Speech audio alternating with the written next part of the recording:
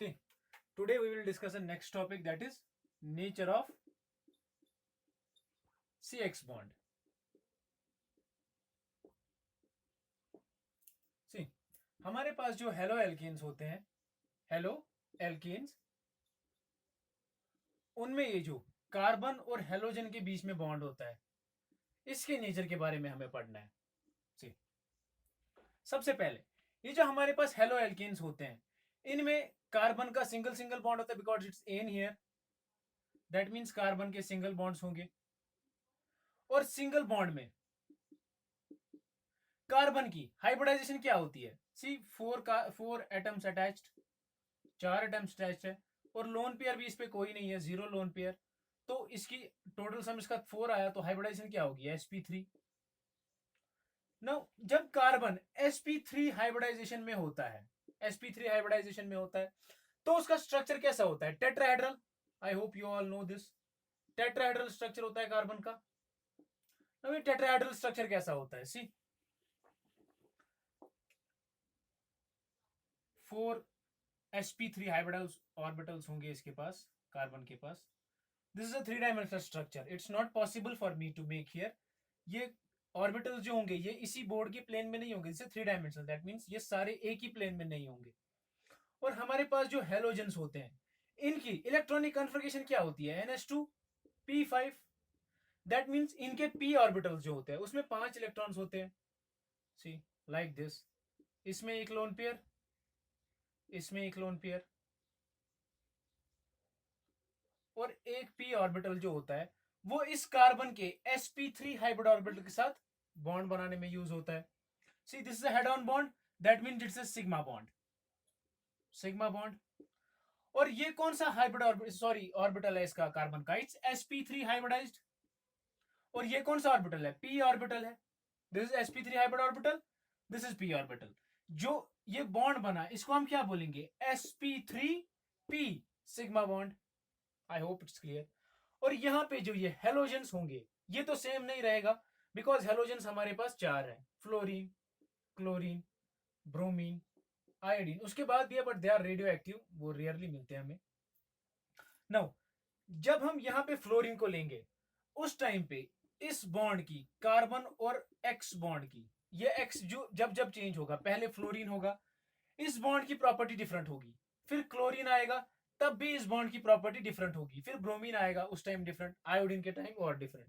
That means इस bond को, ये जो बॉन्ड हमने यहाँ पे बनाया, इसको हम रिप्रेजेंट ऐसे करते हैं।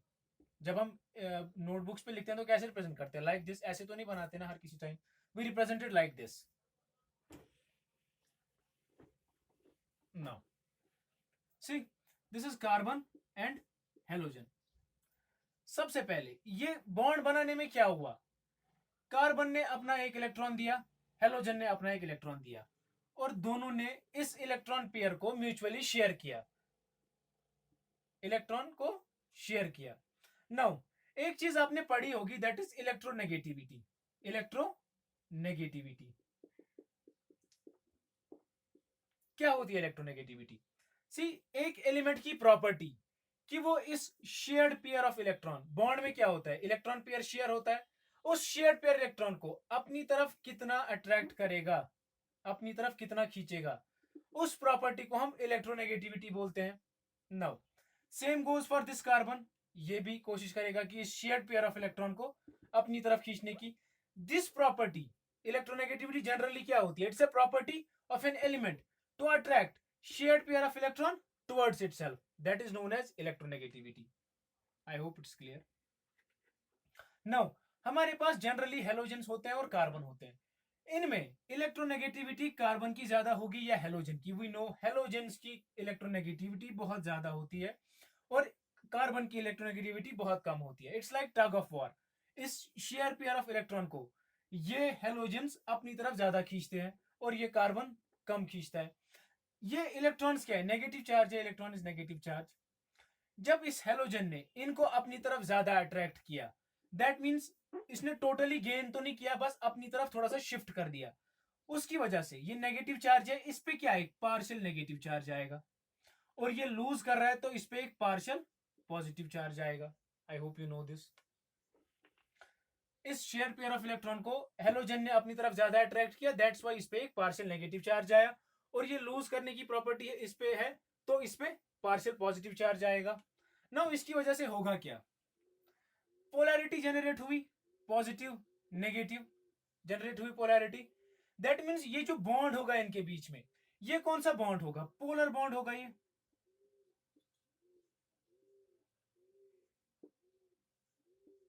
I hope it's clear. अगर ऐसा नहीं होता, दो एलिमेंट्स होते हैं जिनकी इलेक्ट्रोनेगेटिविटी सेम होती, दैट मीन्स कार्बन और कार्बन लेते हैं, दो सेम है, उनकी इलेक्ट्रोनेगेटिविटी सेम होगी, दैट मीन्स उनका जो शेयर्ड पेयर ऑफ इलेक्ट्रॉन है वो कहीं भी तरफ लोकलाइज नहीं होगा, वो बिल्कुल सेंटर में होगा, और ना तो इस पे कोई डेल्टा पॉजिटिव आएगा ना इस पे कोई डेल्टा नेगेटिव आएगा, नथिंग लाइक दिस। ये कौन सा बॉन्ड होगा, नॉन पोलर बॉन्ड। तो सबसे पहली प्रॉपर्टी जो हमने सीखी, ये कार्बन और हेलोजन का बॉन्ड कैसा होता है, पोलर होता है। नाउ ऐसा भी नहीं है कि ये हेलोजेंस जो होंगे इनमें भी चेंज आती रहेगी, दैट मीन्स फ्लोरीन के टाइम पे अलग, क्लोरीन के टाइम पे अलग, ब्रोमीन के टाइम पे अलग, आयोडीन के टाइम पे अलग। नाउ इसकी इलेक्ट्रोनेगेटिविटी, फ्लोरीन की इलेक्ट्रोनेगेटिविटी इन हेलोजेंस में सबसे ज्यादा होती है। This is the order for electronegativity, जो मैं यहां पे लिख रहा हूं, this is the order of electronegativity. सबसे ज्यादा फ्लोरीन की, उसके बाद क्लोरीन की, उसके बाद ब्रोमीन की, उसके बाद आयोडीन की। This is the order for electronegativity. Same goes for the bond, जब हमारे पास कार्बन और फ्लोरीन का बॉन्ड होगा, कार्बन और क्लोरीन का बॉन्ड होगा, कार्बन और ब्रोमीन का होगा, और कार्बन और आयोडीन का होगा, ये फ्लोरीन सबसे ज्यादा इलेक्ट्रोनेगेटिव है, दैट मीन्स ये वाला बॉन्ड जो होगा कार्बन और फ्लोरीन का, कार्बन फ्लोरीन किसके हिसाब से, पोलर बॉन्ड के हिसाब से, कार्बन और फ्लोरीन का बॉन्ड सबसे ज्यादा पोलर होगा। उसके बाद किसका होगा, कार्बन और क्लोरीन का। This is the order for polarity, कि कौन सा बॉन्ड कितना पोलर है। उसके बाद कार्बन और ब्रोमीन का, उसके बाद कार्बन और आयोडीन का, बिकॉज इस कार्बन तो सेम है, बस इलेक्ट्रोनेगेटिविटी किनकी चेंज हो रही है, हेलोजेंस की, फ्लोरीन क्लोरीन ब्रोमीन आयोडीन, इसकी सबसे ज्यादा है, दैट्स वाई ये वाला बॉन्ड सबसे ज्यादा पोलर होगा, ये उससे कम, ये उससे कम, और आयोडीन वाला सबसे कम। फर्स्ट चीज जो हमने सीखी, note down this, this is the order for polarity, कि कौन सा बॉन्ड कितना पोलर है। नाउ हम बॉन्ड के बारे में दो चीजें पढ़ते हैं, पहले सबसे पहले हम बॉन्ड लेंथ देखते हैं क्या होता है, और दूसरी bond dissociation enthalpy. Bond dissociation enthalpy, bond DE stands for dissociation enthalpy. Now इस बॉन्ड को देखो, अगर ये कार्बन को मैं ऐसे रिप्रेजेंट कर रहा हूं, this is carbon and this is halogen. सबसे पहले हम फ्लोरीन को लेते हैं, कार्बन और फ्लोरीन का साइज अप्रोक्सीमेटली सेम होता है, क्योंकि एटॉमिक नंबर जनरली एक साथ है, कार्बन और फ्लोरीन का 9 6। सी इसका nucleus, this is carbon, this is fluorine, इनके बीच में ये जो बॉन्ड बना, इस बॉन्ड लेंथ कैसे, किसको बोलते हैं, बॉन्ड लेंथ किसको बोलते हैं, सी इनके दो न्यूक्लियस के बीच की distance, inter nuclear distance, this is known as bond length, bond length. Now bond dissociation enthalpy क्या होती है, इस बॉन्ड को तोड़ने के लिए, dissociate means to break them, dissociation enthalpy, इस बॉन्ड को तोड़ने के लिए हमें कितनी एनर्जी देनी पड़ेगी, that is known as bond dissociation enthalpy. Now अभी हमने देखा पोलैरिटी, दैट मीन्स कार्बन और फ्लोरीन का बॉन्ड सबसे ज्यादा पोलर है, दैट मीन्स यहाँ पे डेल्टा पॉजिटिव सबसे ज्यादा होगा, और यहाँ पे डेल्टा नेगेटिव केसेस में, जो भी केसेस आएंगे आगे, क्लोरीन ब्रोमीन आयोडीन, उनके हिसाब से ये फ्लोरीन ज्यादा खींच सकता है इस शेयर पेयर ऑफ इलेक्ट्रॉन को, दैट मीन्स ये चार्ज इस पे जो आएगा डेल्टा नेगेटिव, वो बाकी केसेस से सबसे ज्यादा होगा। जब सबसे ज्यादा है दैट मीन्स पॉजिटिव नेगेटिव है, इनमें अट्रैक्शन भी ज्यादा होगा, जितना ज्यादा चार्ज होगा उतना इनके बीच में अट्रैक्शन ज्यादा होगा। जब इनमें अट्रैक्शन ज्यादा है दैट मीन्स इनको डिसोसिएट करने के लिए हमें एनर्जी भी उतनी ज्यादा देनी पड़ेगी एज कंपेयर टू कार्बन और क्लोरीन, क्योंकि इसकी इलेक्ट्रोनेगेटिविटी कम है, इस पे जो डेल्टा नेगेटिव आएगा और इस पे जो डेल्टा पॉजिटिव आएगा, जितना इस पे डेल्टा नेगेटिव आएगा उसी हिसाब से उतना ही ज्यादा इस पे डेल्टा पॉजिटिव आएगा, बिकॉज कि कार्बन और फ्लोरीन की इलेक्ट्रोनेगेटिविटी बहुत ज्यादा है, सॉरी फ्लोरीन की, तो वो जो डेल्टा नेगेटिव उस पे आएगा वो ज्यादा होगा। उसके कंपैरिजन में क्लोरीन का डेल्टा नेगेटिव कम होगा और ये डेल्टा पॉजिटिव भी कम होगा, दैट मीन्स इनके बीच की अट्रैक्शन कार्बन और फ्लोरीन के बीच की अट्रैक्शन से बहुत कम होगी, दैट मीन्स इसको तोड़ने के लिए जो हमें एनर्जी देनी होगी, बॉन्ड डिसोसिएशन एंथैल्पी का ऑर्डर देखो, कार्बन और फ्लोरीन को तोड़ने के लिए जो एनर्जी देनी पड़ेगी वो ज्यादा होगी, बॉन्ड डिसोसिएशन एंथैल्पी कार्बन और फ्लोरीन की ज्यादा होगी। उसके बाद कार्बन और क्लोरीन की होगी, उसके बाद कार्बन और ब्रोमीन की होगी, कार्बन ब्रोमीन बॉन्ड, और सबसे लास्ट किसकी होगी, कार्बन और आयोडीन की। दो ऑर्डर हमने देखे, सबसे पहले पोलर कि कौन सा बॉन्ड कितना पोलर है, second that is bond dissociation enthalpy, क्योंकि कार्बन और फ्लोरीन का बॉन्ड तोड़ने में हमें ज्यादा एनर्जी देनी पड़ेगी, क्लोरीन का उससे कम, ब्रोमीन का उससे कम, आयोडीन का उससे कम। नाउ आपने एक चीज पढ़ी होगी फिजिक्स में, that is dipole moment. What is dipole moment? See हमारे पास ये जो कार्बन और हेलोजन का बॉन्ड होता है, this generates dipole. See two opposite charge, this is positive charge, this is negative charge, इस पे डेल्टा नेगेटिव आ जाता है, इस पे डेल्टा पॉजिटिव आ जाता है। दैट मीन्स दो opposite charge at some distance, वही तो डाइपोल होता है। यानी इसकी डाइपोल मूवमेंट अगर हम कैलकुलेट करें, डाइपोल मूवमेंट सबकी, कार्बन फ्लोरीन की, कार्बन क्लोरीन की, कार्बन ब्रोमीन की, कार्बन आयोडीन की, इन सब की डाइपोल मूवमेंट अगर हम कैलकुलेट करें तो उसका ऑर्डर क्या होगा वो देखना है अब हमें।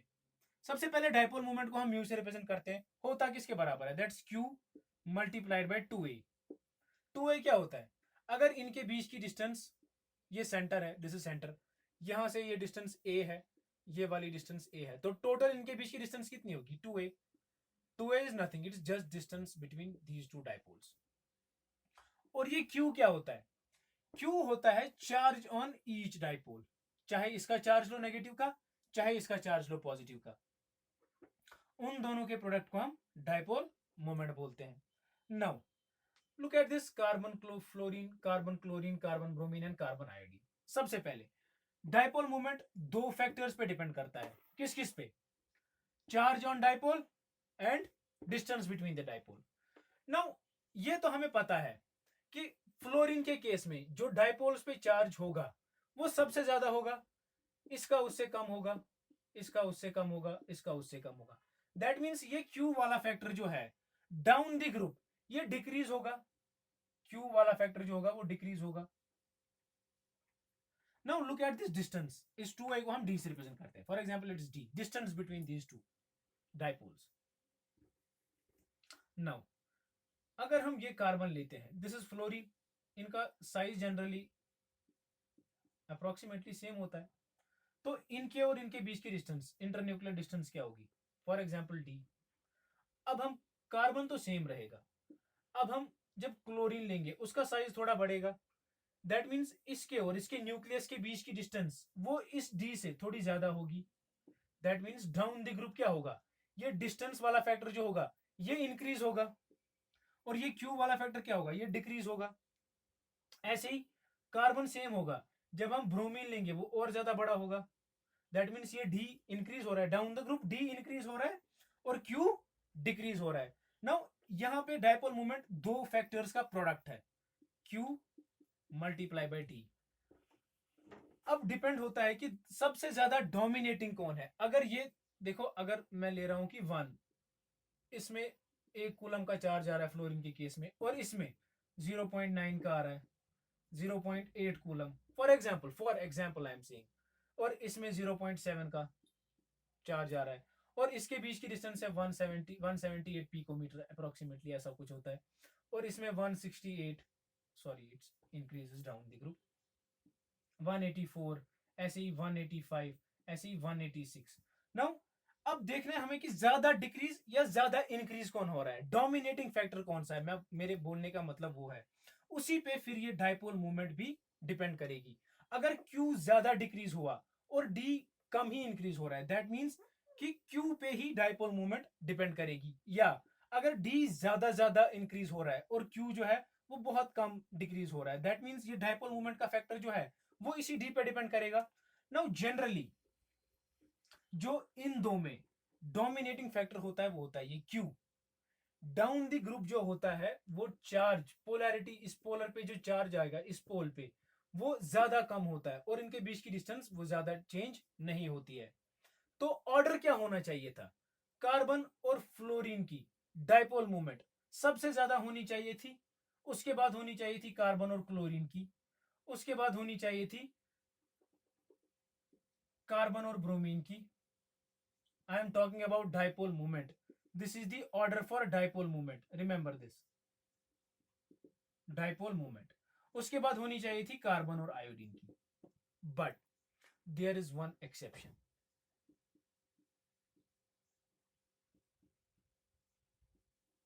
और वह एक्सेप्शन क्या है कि ये कार्बन और क्लोरीन की जो डाइपोल मूवमेंट होती है वो इन सबसे ज्यादा होती है। कार्बन और क्लोरीन की डाइपोल मूवमेंट वो ज्यादा होती है किससे? कार्बन और फ्लोरीन से। बाकी ऑर्डर सेम रहता है, फिर कार्बन ब्रोमीन, फिर कार्बन आयोडीन। रिमेंबर, जहां पे भी एग्जामिनर को एक्सेप्शन दिखती है that case is most important. बहुत सारे एग्जाम्स में डायरेक्ट क्वेश्चन आते हैं, what is the order for dipole movement of halo alkenes. See, बहुत सारे बच्चे ऐसे इसको टिक कर देंगे, फ्लोरीन की, क्लोरीन की, फिर ब्रोमीन की, फिर आयोडीन की, but this is not the case. Exception है, कार्बन और क्लोरीन की इलेक्ट्रोनेगेटिविटी सबसे ज्यादा होती है, sorry dipole movement, I am sorry, dipole movement सबसे ज्यादा होती है। उसके बाद होती है फ्लोरीन कार्बन क्लोरीन की, उसके बाद कार्बन ब्रोमीन की, और उसके बाद कार्बन आयोडीन की। मे बी इसके केस में, इन दोनों के केस में हमने देखा कि जनरली जो होता है वो क्यू वाला फैक्टर काम कर जाता है, बट मे बी इन दोनों के केस में डिस्टेंस वाला फैक्टर काम करता होगा, दैट इज वाई यहां पे एक एक्सेप्शन आ जाती है। नाउ ये तो हमने देखा, this is not the correct order, ये वाला करेक्ट ऑर्डर नहीं है, correct order is this one, chlorine fluorine bromine iodine. हमने तीन चीजें देखी। सबसे पहला हमने पोलर बॉन्ड देखा कि कौन सा कितना पोलर है, उसमें तो सेम आया, कार्बन फ्लोरीन का, फिर कार्बन आयोडीन का, और सॉरी फ्लोरीन क्लोरीन ब्रोमीन और आयोडीन। नाउ हम तीसरी sorry fourth fourth I hope fourth वाली प्रॉपर्टी देखें, that is physical state. Physical state कि ये हेलो एल्कीन्स जो होते हैं कौन सी फिजिकल स्टेट में होते हैं? तीन ही हो सकता है, गैस हो सकता है, लिक्विड हो सकता है, और सॉलिड्स हो सकते हैं। तीन मैटर है हमारे पास, उससे ज्यादा भी है but that's not of your scope.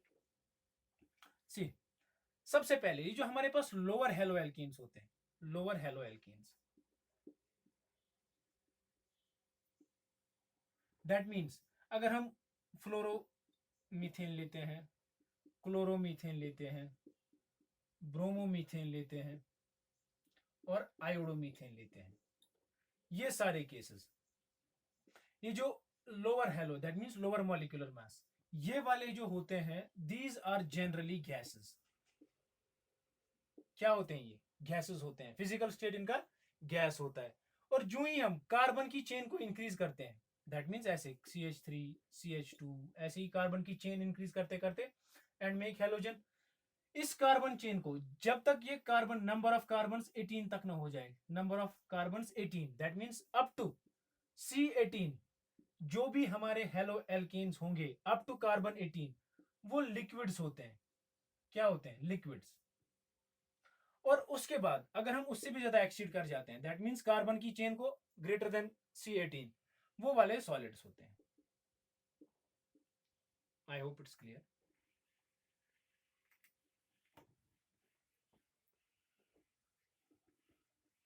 Now the fifth property, and this is also very important property, इसमें एक चीज पढ़ेंगे हम that's very important, that is boiling point.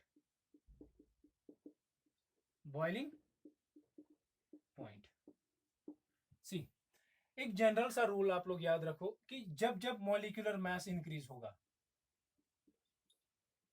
Molecular mass जितना इंक्रीज होगा उतना ही बॉइलिंग पॉइंट इंक्रीज होगा। Remember this.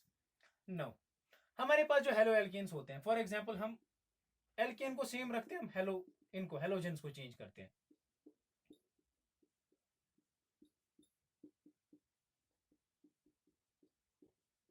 Like this, fluorine chlorine bromine iodine, बाकी ये मीथेन सब में सेम है।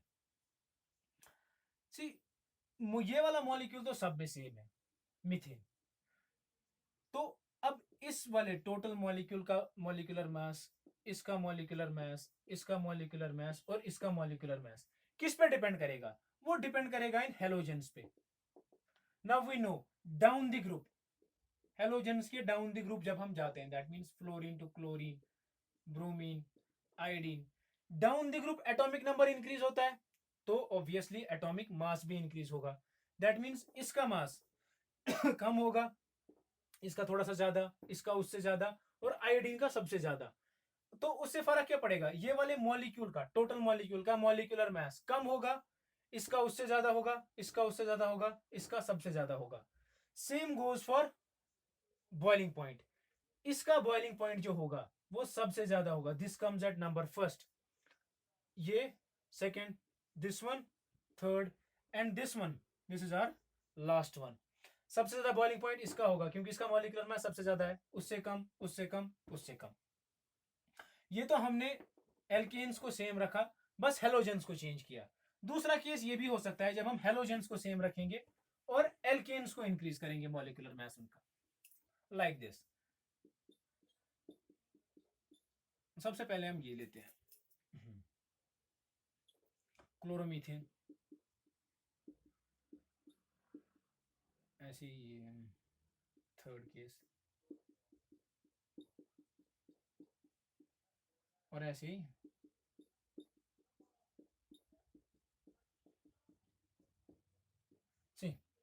अब हमने हेलोजेंस को सेम रखा, हमने किया क्या? इन एल्केन्स का मॉलिक्यूलर मास बढ़ा दिया, उससे भी सेम इफेक्ट होगा। इसका बॉइलिंग पॉइंट सबसे ज्यादा होगा, फिर उससे कम, उससे कम, उससे कम। I hope it's clear. इसका बॉइलिंग पॉइंट सबसे ज्यादा होगा, इसका उससे कम होगा, इसका उससे कम और उसका सबसे कम होगा। सी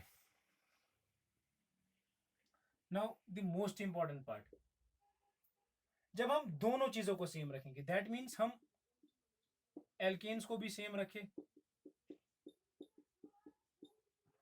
और उनके साथ हेलोजन जो होगा उसको भी सेम रखें। For example let's take this, this is an chlorobutane, ठीक।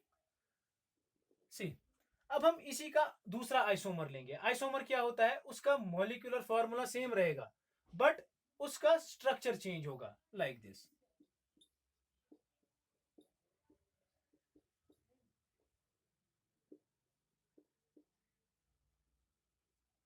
सी इनमें नंबर ऑफ कार्बन काउंट करो, 1 2 3 4, 4 कार्बन है।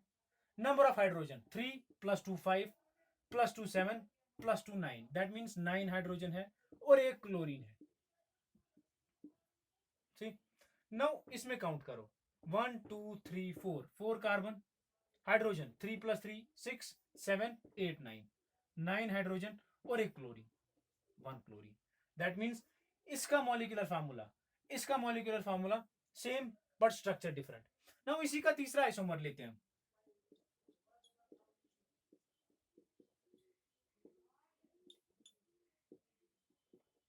ठीक, लाइक दिस। नाउ इससे होगा क्या? इसका बॉइलिंग पॉइंट सबसे ज्यादा होगा, इसका उससे कम होगा और इसका सबसे कम होगा। वाई? बिकॉज इसमें जो नंबर ऑफ ब्रांच है वो 0 है, दैट मीन्स कोई ब्रांच नहीं है।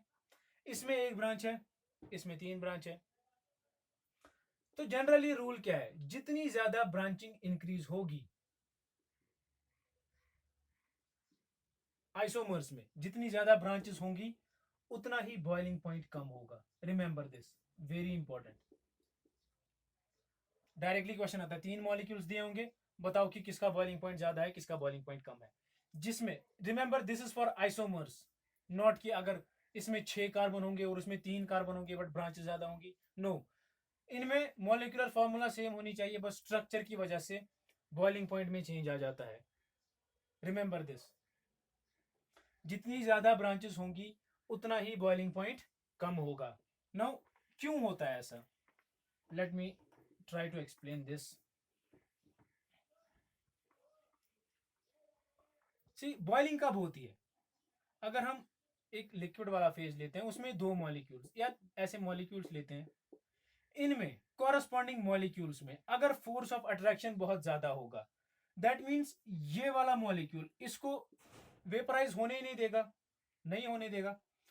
इन वाले केसेस में, ये जो हमने अभी वाले केसेस लिए थे, इनमें मॉलिक्यूल्स, कॉरस्पॉन्डिंग मॉलिक्यूल्स के बीच में लंडन फोर्स होता है, लंडन फोर्स होता है। सी दैट मीन्स इस मॉलिक्यूल और इस मॉलिक्यूल्स के बीच में लंडन फोर्स होगा। जितनी ज्यादा ब्रांचेस होती है उतना ही ये लंडन फोर्स जो होता है वो डिक्रीज होता है, लंडन फोर्स डिक्रीजेस। जितनी ज्यादा ब्रांचेस उतना ज्यादा इन मॉलिक्यूल्स के बीच में ये जो लंडन फोर्स होगा वो डिक्रीज होगा। उसकी वजह से क्या होगा, ये मॉलिक्यूल इजीली फ्री हो जाएगा, दैट मीन्स हमें कम ही टेम्परेचर देना पड़ेगा और ये मॉलिक्यूल ज्यादा जल्दी फ्री हो जाएगा। दैट इज वाई जिस केस में ब्रांचेस ज्यादा होंगी उस केस में हमें बॉइलिंग पॉइंट बहुत कम आ जाता है, हमें बहुत कम एनर्जी देनी पड़ती है, ये मॉलिक्यूल जल्दी फ्री हो जाता है। That is the reason. I hope it's clear. और सिक्स्थ वाली प्रॉपर्टी हम लेते हैं सॉल्युबिलिटी। सॉल्युबिलिटी सी, ये हमारे हेलो एल्कीन्स जो होते हैं जनरली लिखते हैं CX या ऐसे लेते हैं। फॉर एग्जाम्पल हम इनकी सॉल्युबिलिटी किस में देखते हैं, वाटर में। Remember water is a polar solvent, polar solvent है। क्यों है पोलर सॉल्वेंट? सी, अगर हमारे पास कोई भी, ये हमारे पास वाटर मॉलिक्यूल है, इसकी ऑक्सीजन की इलेक्ट्रोनेगेटिविटी बहुत ज्यादा होती है एज कंपेयर टू दिस, तो ये इस शेयर्ड पेयर ऑफ इलेक्ट्रॉन को अपनी तरफ अट्रैक्ट करेगा, तो इस पे एक डेल्टा नेगेटिव चार्ज आएगा और इस पे delta positive. Same goes for this, ये इसको ज्यादा अपनी तरफ अट्रैक्ट करेगा ऑक्सीजन, इस पे डेल्टा पॉजिटिव चार्ज आएगा। नाउ ये मॉलिक्यूल अकेला तो नहीं है, और भी वाटर मॉलिक्यूल्स होंगे। इसके साथ अगर यहां से कोई हाइड्रोजन दूसरा मॉलिक्यूल आया, उस पे कौन सा, उस पे डेल्टा पॉजिटिव चार्ज होगा, इस पे डेल्टा नेगेटिव, इस पे भी डेल्टा पॉजिटिव। नाउ इस डेल्टा पॉजिटिव और इस डेल्टा नेगेटिव में एक बॉन्ड जैसा बन जाएगा। Remember this bond is known as hydrogen bond. बहुत सारे बच्चों को नहीं पता होगा what is hydrogen bond. This bond is known as hydrogen bond. और इसके हाइड्रोजन में भी नीचे से कोई अगर ऑक्सीजन मॉलिक्यूल अगर इसको मिला तो उसके साथ ये हाइड्रोजन बॉन्डिंग में लग जाएगा ऐसे। तो इन शॉर्ट ये वाटर के मॉलिक्यूल्स जो होते हैं ये फ्रीली अवेलेबल नहीं होते हैं। और जब हम इसमें किसी भी हेलो एल्केन को डाला, इसको इसमें सॉल्युबल होने के लिए पहले इस हाइड्रोजन बॉन्ड को तोड़ना पड़ेगा, तभी तो ये वाटर मॉलिक्यूल फ्री होगा। दैट मीन्स इसकी सॉल्युबिलिटी, हेलो एल्केन्स की सॉल्युबिलिटी इन जनरल वाटर में बहुत कम होती है। अदरवाइज दोनों पोलर है, this is polar, water is also polar, but फिर भी इनकी सॉल्युबिलिटी जो होती है वो इसमें बहुत कम होती है और बाकी ऑर्गेनिक सॉल्वेंट्स में ये इजीली सॉल्युबल होते हैं। I hope it's clear. Very important topic हमने आज पढ़ा। सी, हमने क्या क्या पढ़ा, लेट्स रिकैप्चुलेट। सबसे पहले पोलर, कार्बन और फ्लोरीन का बॉन्ड सबसे ज्यादा पोलर होता है, उसके बाद कार्बन और क्लोरीन का, उसके बाद कार्बन और ब्रोमीन का, और उसके बाद कार्बन और आयोडीन का।